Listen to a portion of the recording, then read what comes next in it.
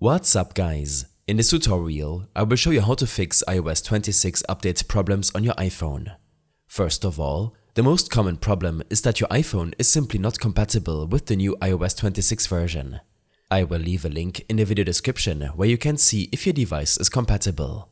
On your iPhone, open the Settings app, tap on General and then About. Here, you can preview your iPhone model name and how much available storage you have left. This is important because the iOS 26 update requires at least 6 GB of free space. If you suspect that you don't have enough storage left, simply head back to the General section and tap on iPhone Storage. From here, you can follow the storage recommendations to free up space by deleting unused apps, for example. When scrolling all the way down, you can see how much space your operating system is taking up. And if your iOS 26 download is stuck, you can select and delete it from here. Once you verified that you have enough storage left, head back to the General section and tap on Software Update. Under Beta Updates, make sure to select the public and not the developer version and try updating again.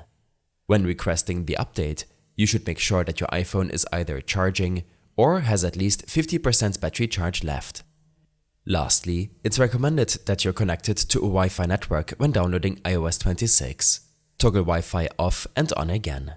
This should refresh your connection and allow you to simply download the update files. In case nothing helped you out, then restart your iPhone.